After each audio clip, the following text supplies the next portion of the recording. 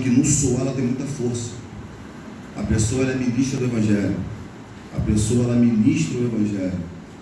E é uma palavra muito bonita. E cria desejo em nós, muitas vezes, de sermos isso. Sermos ministros do Evangelho, sermos palestrantes do Evangelho. Só que quando nós fomos vendo o significado dessa palavra, essa palavra vai perdendo um pouco a força. Por quê? Porque ministro significa servo. E a palavra servo vem do termo escravo. A palavra ministro, ela vem atrelada a pessoas que estavam em navegações e remando o barco, sem muita ênfase, sem muito valor. Só tinha esse trabalho de remar o barco. Era eles que conduziam o barco até o seu destino, mas quem ganhava o seu mérito era aquele que conduzia, só não falar, mas aquele que fazia o seu grande esforço, aquele que fazia o trabalho, aquele que se fadigava, aquele que não comia, aquele que não bebia, aquele que muitas vezes se machucava, aquele que muitas vezes quebrava o membro do seu corpo. Ele tinha que continuar até o fim para chegar no seu destino.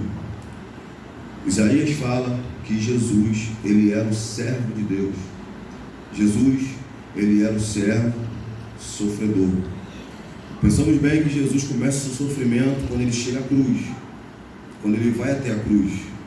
Mas nós paramos para perceber que Jesus começa o seu padecimento, que Jesus começa o seu sofrimento quando ele deixa o céu de glória, quando ele se despide de tudo que ele tinha, quando ele se esvazia e ele desce para andar no meio de pecadores.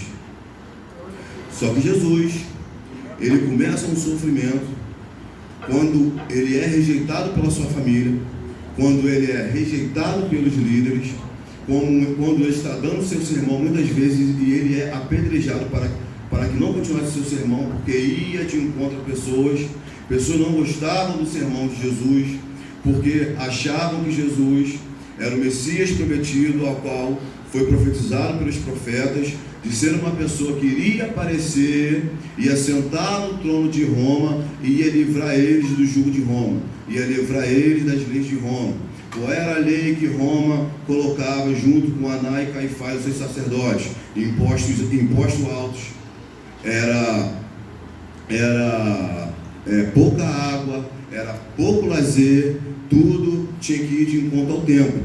Mas como que ia de encontro ao templo? Se eu tinha que levar um cordeiro para sacrificar pelo meu pecado, como eu não tinha dinheiro para sacrificar pelo meu pecado, que era a hora da expiação entre 3 horas e 6 horas da tarde, quando eu não tinha dinheiro, quando não tinha a palavra de Deus, o que acontecia? Se o povo não tinha palavra para aprender, se o povo não tinha cordeiro para sacrificar, cordeiro, pomba, cabrito, o que fosse, boi, que foi determinado a Moisés, não tinha, o que o povo fazia? Se eu não posso me sacrificar, se eu não posso me purificar, então eu continuo pecando. Então, antes de Jesus se manifestar, o estágio de Israel era parecido com nossos dias. Por quê? Porque o estágio de Israel espiritual estava embaixo. O estado financeiro de Israel estava embaixo. Se nós olharmos para o Brasil nos nossos dias, nós vemos que a economia, nós vemos que o financeiro, nós vemos que a porta de trabalho está embaixo. E o que acontece? Como a proposta lá de fora está ruim, porque a porta de emprego não se abre, o estudo está ruim, a economia está ruim, nós entramos por essas portas para dentro da casa de Deus para ver se nós escutamos uma palavra que vem de encontro ao nosso coração e nos traz paz. Só que o problema é, Paulo, quando escreve ao Timóteo, ele fala assim: Timóteo, olha só, o maior problema que vai acontecer, Timóteo, não vai ser nem tanto a perseguição, vai ser um povo que vai entrar pelas portas e vai vir com comichão nos ouvidos. Mas que tipo de comichão que o senhor está falando, Paulo? Vão querer ouvir coisas que o agradam, mas não vão querer ouvir um conserto, não vão querer ouvir um conserto para que a vida renasça. Eles vão procurar mestres, vão procurar pastores, vão procurar profetas, de acordo com seus gostos. Então, Timóteo, toma cuidado. Quando nós vamos ver o que é o significado da palavra doutrina, o que significa? Aquilo que dá saúde. Só que o povo, quando entra por essas portas, o que ele procura?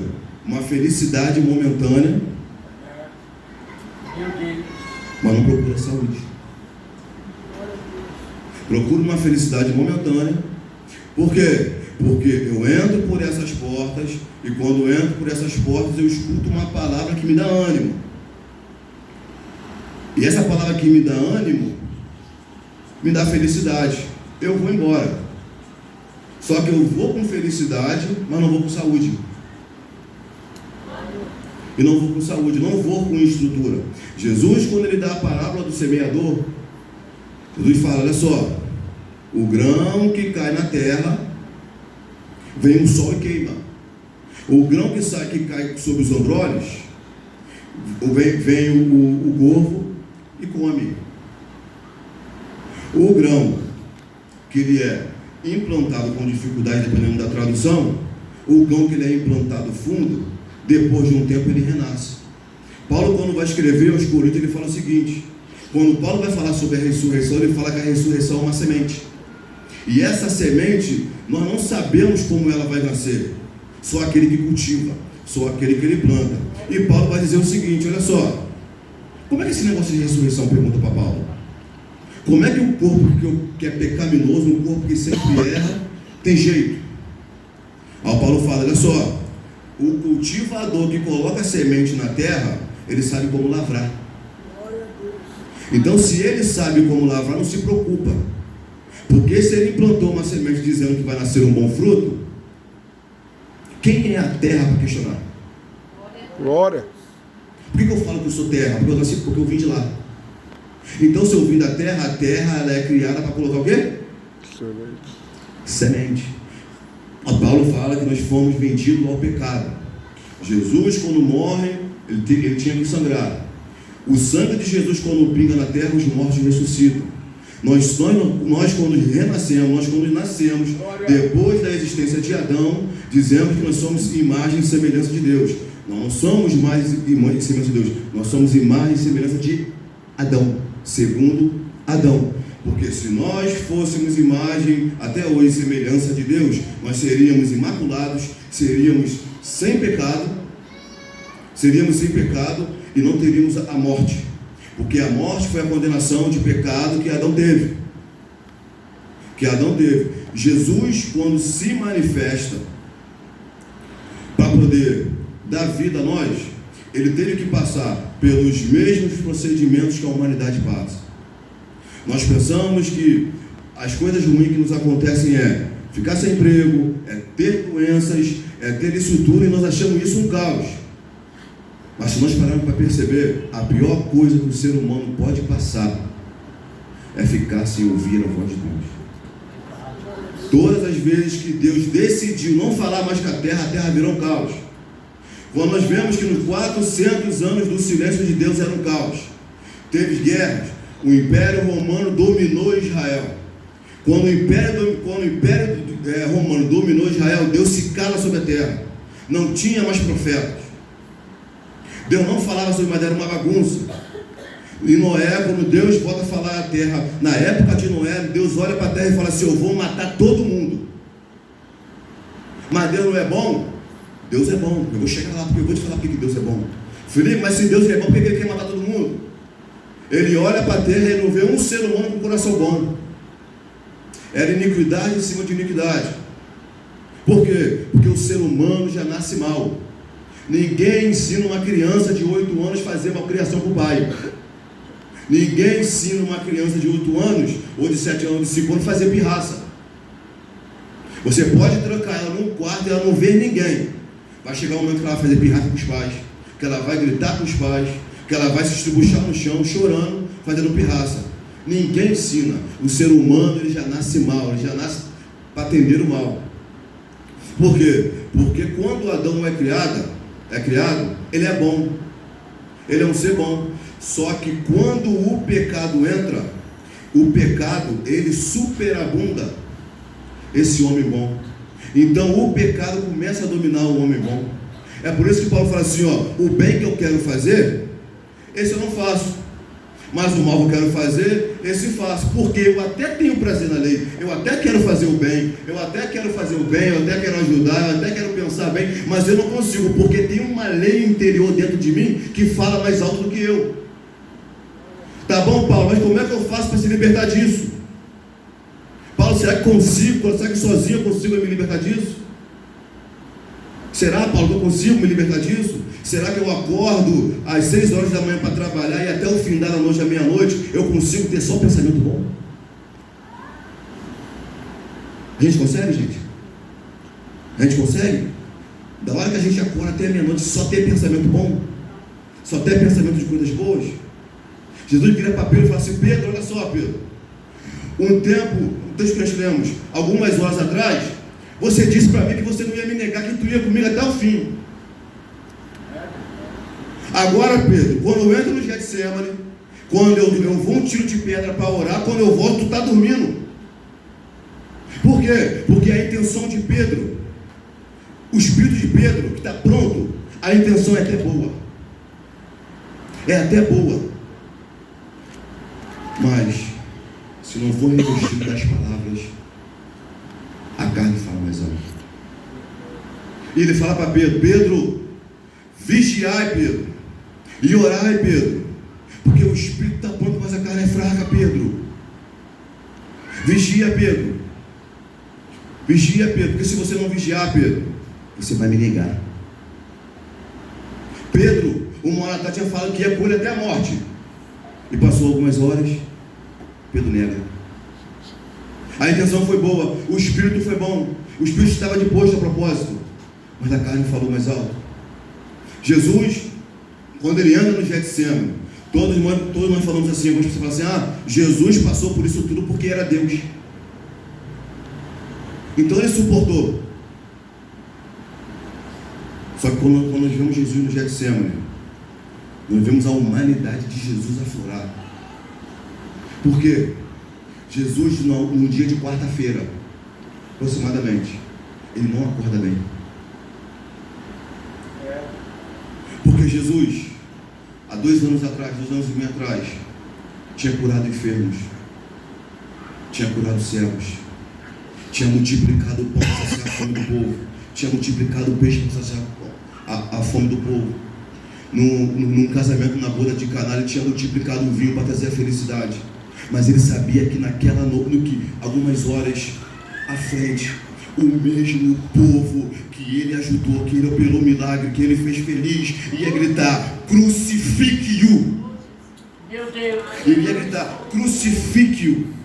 O mesmo povo que ele ajudou, o mesmo povo que ele operou milagres, o mesmo povo que ele foi de braços abertos, ele ia gritar, crucifique-o. E eu boto um tema nessa mensagem. A situação não é maior do que o propósito. Glória a Deus. A situação que tu passa não é maior do que o propósito. Porque se Jesus fosse ficar preocupado com a situação que ele passava, ele não ia até a cruz. Um capítulo anterior, 2 capítulos anteriores, o texto mostra aqui o pacto da traição, Judas traindo Jesus. No capítulo seguinte, Jesus está na casa do leproso, que isso é relatado em Marcos. A mulher entra e joga o bálsamo sobre Jesus. Judas vem e fala, está gastando muito dinheiro com isso daí. Isso daí é muito caro. Isso daí vale 30 denários. Pastor, agora eu faço uma pergunta. O pastor não está aqui. Para honrar Cristo é muito caro, mas para vender ele é 30 moedas. Para honrar Cristo, o guento vale 300 denários e Cristo vale 30 moedas de prata. Não é isso? Para nós chegarmos a Cristo, viemos com pouco, mas para receber dele queremos muito. Queremos muito. Meu Deus. Mas para chegar perto dele, viemos com pouco, mas para receber dele queremos muito. E se ele não dá muito, nós fazemos pirraça, Que nós pensamos que Deus é um pai igual o meu teu, quer ver o filho faz pirraça, ele vai lá e dá. Só que Deus não é assim.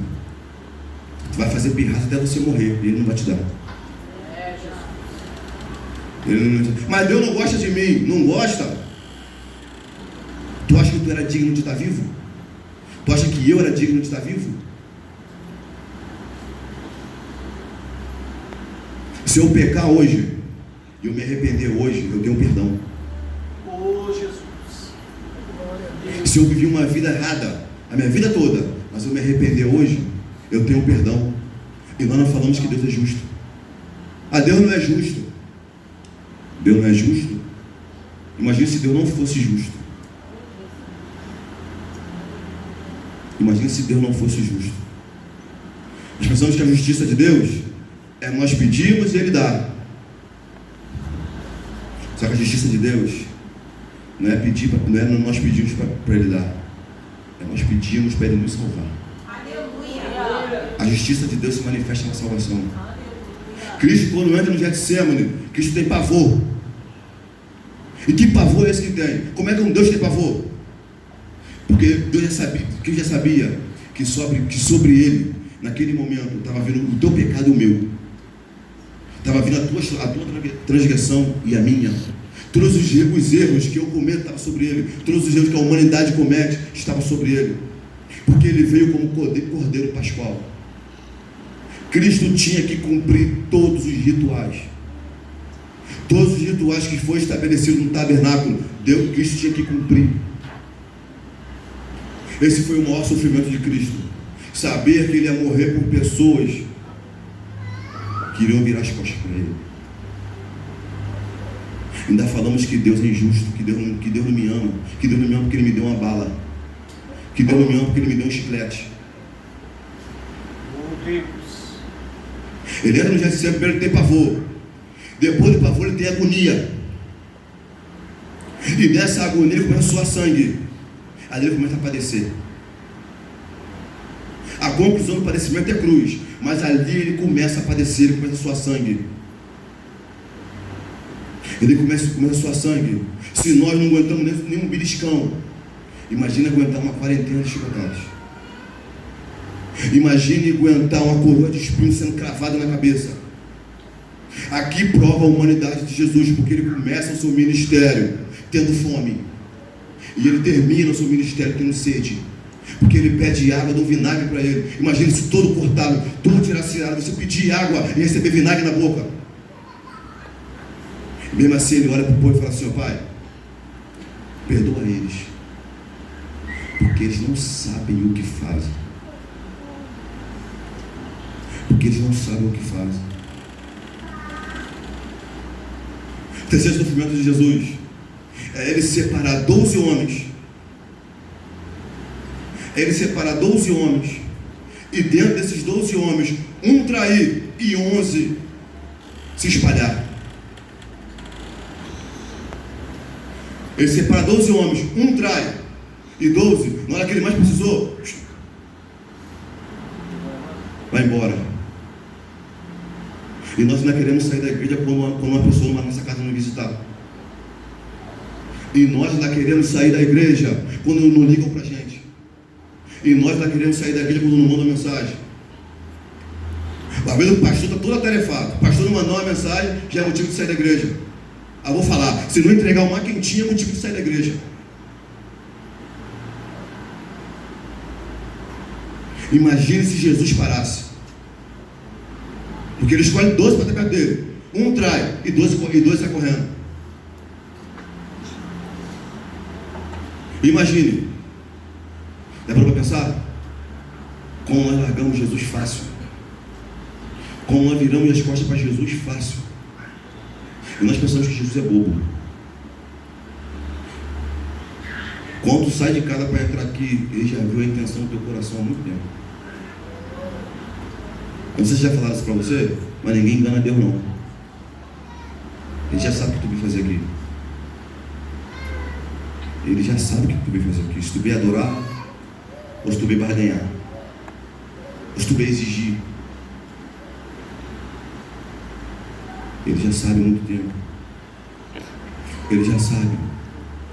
Para me concluir, pastor, Jesus, ele grita tetelestai na cruz para dizer que o propósito está feito. O que eu vim para fazer eu fiz. Só que ele grita com uma linguagem para todo mundo escutar, para todo homem escutar. Só que entre Santa Ceia e Getsemane não é coisa terrena, é espiritual. A opressão espiritual entre Santa Ceia e Getsemane era grande, a qual nenhum de nós conseguimos suportar. Por quê? Porque ele experimenta no Getsemane o que ele tinha acabado de fazer na Santa Ceia. Ele fala assim: o meu corpo vai ser partido por vós, o meu sangue vai ser dado por vós. Quando ele entra no Getsemane, tudo aquilo que ele pronunciou, ele começa a sentir. Tudo aquilo que ele falou, que iria acontecer com ele, ele começa a sentir no Getsemane, ele começa a sangrar. Ele começa a suar sangue, ele começa a sentir a opressão espiritual, do peso espiritual em cima dele. Ele pede por 3 vezes para que Deus tirasse sobre ele o cálice da sua ira, porque Jesus bebeu todo o cálice da ira de Deus, porque Deus ia acabar com a humanidade, porque não tinha ninguém, era todo mundo mau.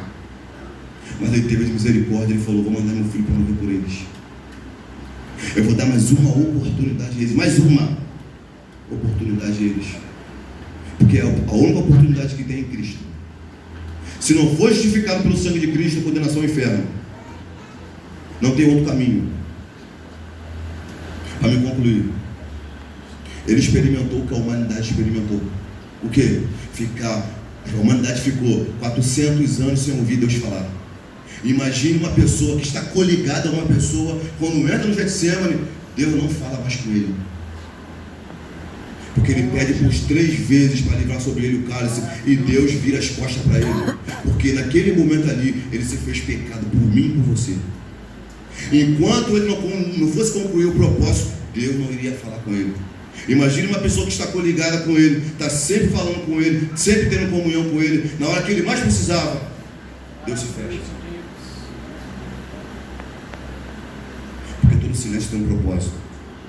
Às vezes nós questionamos, às vezes nós falamos tudo, e Deus não usa nenhum profeta para falar com a gente, porque nós queremos ver profeta falar tete a tete, igual judeu. Egoísmo, assim, ó, falar comigo. Se falar comigo tete a tete, Deus está falando comigo mesmo. Mas a palavra sendo pregada, a gente acha que não é Deus que está falando com a gente, porque a gente quer que Deus fale assim, ó, específico a mim, exclusivo a mim. Exclusivo, eu tenho que ser exclusivo de Deus. Só assim que Ele me ama. Se Ele não usar ninguém para falar comigo, não é Deus que está falando, não. Mas muitas vezes Deus fala pela palavra nos cultos. Aleluia. Deus fala de espirituamento, Deus fala de conserto, Deus fala que está no controle, Deus fala que está sustentando, e não estamos nem aí. E se um profeta não falar com a gente num culto, o culto foi ruim. Se não tiver uma revelação para mim, o culto foi ruim. O culto não foi bom, porque eu que conecto o nível do culto, eu tenho que perguntar para Deus se o culto foi bom.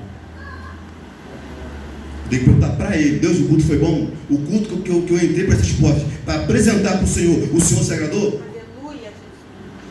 O Senhor se agradou do culto? Porque as ofertas do templo já não estavam mais sendo aceitas, porque os sacerdotes estavam corruptos. Mas quando Jesus se coloca como oferta, Deus olha e fala: essa oferta eu aceito. Essa oferta eu aceito, porque é para mim, é culto para mim. É culto para mim. Eu já termino para dizer: Deus não é como a gente pensa. Deus não é como a gente pensa. Eu sei que vocês estão acostumados a ouvir palavras que mexem com o ego de vocês, que mexem só com o ego de vocês. Entra vazio, sai vazio. Ainda estou dizendo aí, pastor, que a igreja é legalista, que a igreja julga o homem, que a igreja acusa o homem.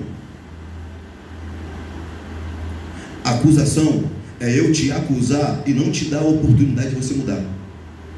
A Bíblia aponta teu erro e fala assim, ó, o teu erro é esse aqui, mas o caminho para a mudança é esse aqui.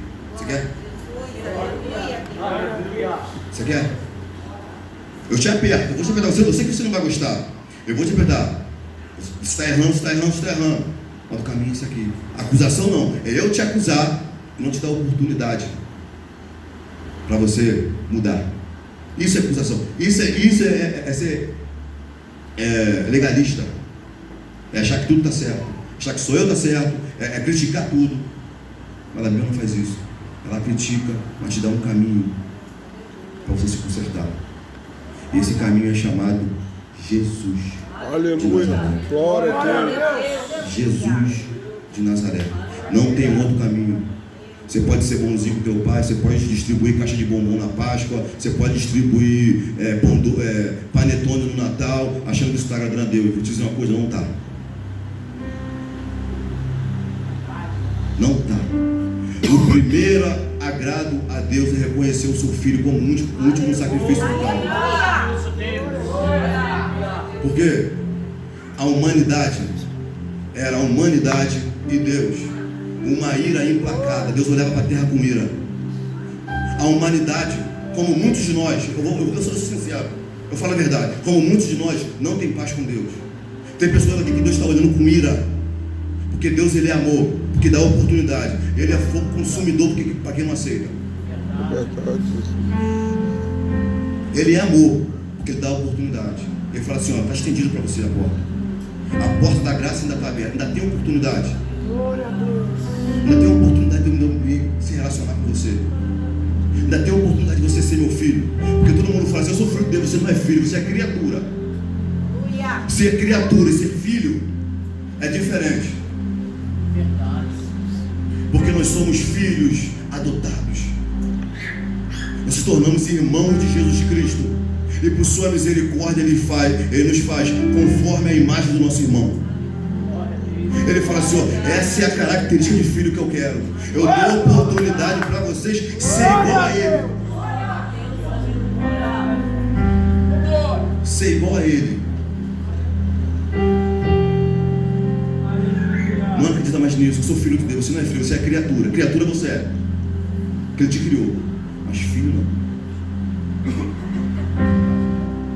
Porque Paulo fala aos Efésios, e nós que somos filhos fomos nascidos do mesmo. Olha só o que Paulo fala. Paulo fala que nós fomos nascidos do mesmo Espírito. Como é que é isso? Eu já estou vivo e nasci de novo. Isso é um mistério. Como que é isso? Eu já estou vivo e eu vou nascer de novo. Nicodemos para Jesus, como é que pode isso? Como é que pode isso? Será que eu volto para a placenta da minha mãe e vou nascer de novo? Aí Jesus fala para Nicodemos, é necessário você nascer da água e do Espírito. Precisa você nascer de novo. É necessário você nascer de novo. E como é que nós nascemos de novo? No ato quando eu levanto minhas mãos, ou no meu coração, eu aceito Jesus Cristo, nós recebemos o selo do seu Espírito. E esse selo do Espírito faz nós sermos um. Paulo fala aos Efésios, um só batismo, uma só fé, um só amor, uma só esperança.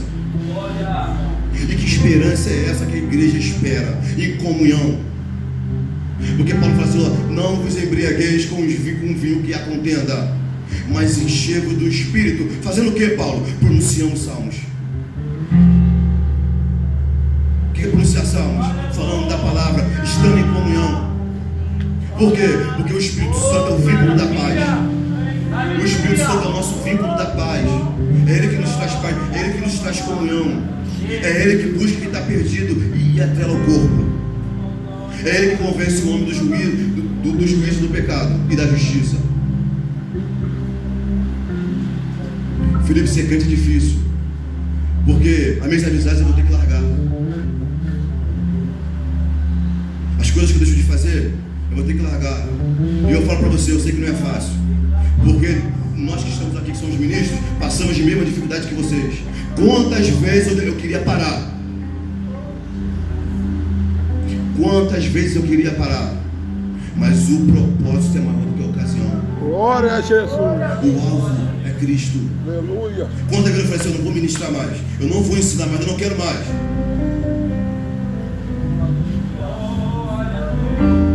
Eu sei que tem pessoas que pensam, eu vou ter que largar minhas amizades, eu vou ter que parar de fazer o que eu faço, eu vou ter que ficar de namoradinho escondido, eu vou ter que parar as conversinhas no WhatsApp, eu vou ter que parar as conversinhas no Messenger, eu vou ter que parar de, por acaso, eu estou falando para alguém, de trair meu marido, de trair meu namorado. Eu vou ter que parar de fazer isso. Eu vou te dizer uma coisa, vai ser difícil, mas é melhor passar dificuldade aqui na terra, porque nós não somos daqui. Sabe por que nós passamos dificuldade aqui? Sabe por que é difícil a gente lidar com as coisas do mundo? Porque nós que aceitamos a Cristo, nós não somos daqui. O nosso pensamento é celestial. É por isso que nós não aceitamos as coisas que acontecem aqui. Eu te faço um convite. Eu sei que é difícil. Eu falo para você, é difícil. Mas nós como igreja estamos aqui para te pegar pela mão direita junto com o Espírito Santo e falar, nós vamos caminhar até o céu. Aleluia. Se você fracassar, eu te ajudo. Glória. Se você estiver fraco, eu te ajudo. A igreja é isso, é comunhão. A unção da igreja é comunhão. Salmo 133. Ó, quão bom suave é. Agora eu falo de ministério aqui, junto com a igreja. Que os irmãos vivem união. Você que está falando de ministério, você que está falando de estrutura de ministério, de igreja. Como o óleo que desce sobre a cabeça de Arão. Porque Cristo é o cabeça, o pastor, a cabeça. Porque a unção primeiro desce na cabeça do pastor. Da cabeça do pastor desce para o ministério. Do ministério, a igreja também não fica vazia, porque corre para a orla. Meu Deus, Pastor, barba, ministério. A igreja não fica sozinha e desce pela orla. E vai de encontro. Aleluia. Para quem quer. A palavra desce na cabeça do pastor. A liderança intercede. E ela é levada para a igreja.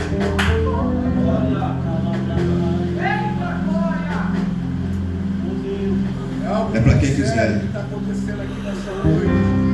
É para quem quiser. Felipe, eu quero aceitar Jesus, eu quero largar minha vida não dá certo. Eu sou mal falado, Eu vou te dizer, Cristo te dá uma nova história. Cristo te dá uma nova história. Cristo te dá uma família. Cristo te dá um casamento. Eu não estou falando isso, você servir a Cristo com essas coisas. Eu estou falando que Cristo te reconstrói. Cristo te faz e mostra para a sociedade. É possível fazer. Porque para a sociedade o casamento não é mais possível. Para a sociedade, os jovens não tem mais jeito. Porque os jovens estão entregues à prostituição e às drogas. Mas eu falo para você, tem jeito. Tem jeito. Tem jeito. Tem jeito. Pedro, quando dá o sermão em Atos 2, Pedro fala só, nos últimos dias, Deus derramará da vida dele, derramará da parte dele, do Espírito sobre toda a carne.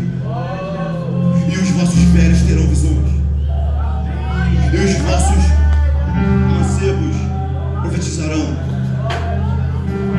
No final Pedro fala assim, ó, o sol vai se escurecer. Simboliza o quê? Aquilo que dá luz agora trazendo trevas. Fumaça saindo do céu. Aquilo que era para nos dar estrutura está trazendo caos. Só que na igreja, só quando tu tiver caos lá fora, na igreja vai ter profecia. Na igreja eles ainda vão sonhar. Na igreja ainda vão ter esperança. Porque nós temos o que seguir. Para o mundo nada mais tem mais jeito. Nada mais tem esperança. Nada mais tem o que findar. Depressão não é doença. Depressão é investimento de Satanás. É verdade. Não vem falar para mim que isso é doença. Isso não é doença. Eu não aceito isso como doença. Também não. E nós sabemos, pastor, que isso não é doença. Isso é, cada vez Satanás vai trabalhando diferente nas épocas. Em cada época ele trabalha de uma forma. Você vê jovens se matar. Deixa eu fazer uma pergunta. Que problema que jovem tem? Não tem filho. Um jovem, normal. Porque jovem ter filho antes do tempo, já fugiu do padrão. Me desculpa falar isso, já fugiu do padrão. Um jovem normal, que problema o jovem tem? Vai para a escola, vem para casa, o pai dá de tudo, a mãe dá de tudo, e tem jovem se matando. Meu Deus. E tem jovem se matando. No meu tempo, o jovem não se matava. Se matava, Natália, estudou junto. Como é que era na escola, Natália? Era brincadeira o tempo todo. Alguém falava de se matar, Natália? No meu tempo, o jovem não se matava. Hoje em dia, os jovens se matando. Porque estão vazios. Quando estão vazios, a primeira coisa que tem, você está no ouvido, se mata, porque ninguém gosta de você, porque tua mãe não gosta de você, porque ninguém te aceita, mas Cristo te aceita. Glória. Cristo fala assim, ó, vem da forma que você está. Que é isso, meu Vem da forma que você está. Meu pai não gosta mais de mim, meus amigos não gostam mais de mim, falam por mais de mim nas costas, mas Deus não fala. Meu Deus. Deus fala, vem da forma que você está. Vem da forma que você está, tudo de braço aberto para te aceitar. Então eu vou te dizer uma coisa, você vai vir da forma que você está, mas permanecer não. Aleluia. Que vai ter mudança. E eu rasgo a minha Bíblia se você levantar a mão para Jesus. Eu não vou te enganar. Jesus falou assim, Jesus chama os discípulos para ser mártires. Porque discípulo significa mártires. Vou te dizer uma coisa. Se você aceitar Cristo, eu não vou te enganar. Você tem que aceitar Cristo tendo a consciência do que você vai ser. Se você aceitar Cristo, eu não estou dizendo que o teu problema vai acabar. Mas vai ter alguém para te instruir. Vai ter alguém para estar contigo. Vai ter alguém para te doutrinar. Porque no mundo, tu passa problema sozinho. Mas com Deus não, tu passa problema com Ele. É melhor passar problema com Deus do que passar sozinho. Já encerra mais minha participação.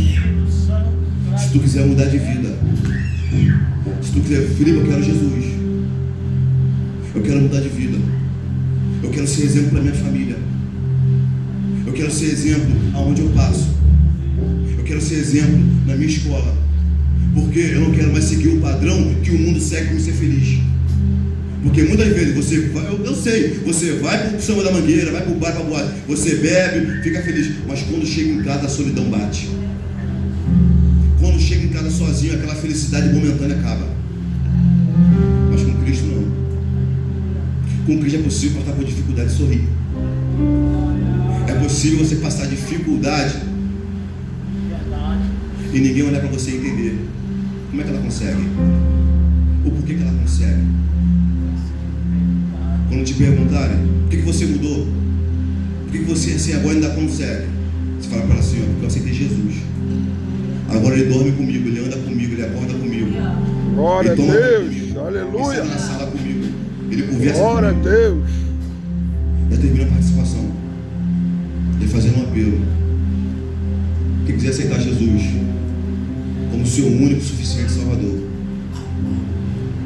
fala, eu quero mudar minha vida, não aguento mais.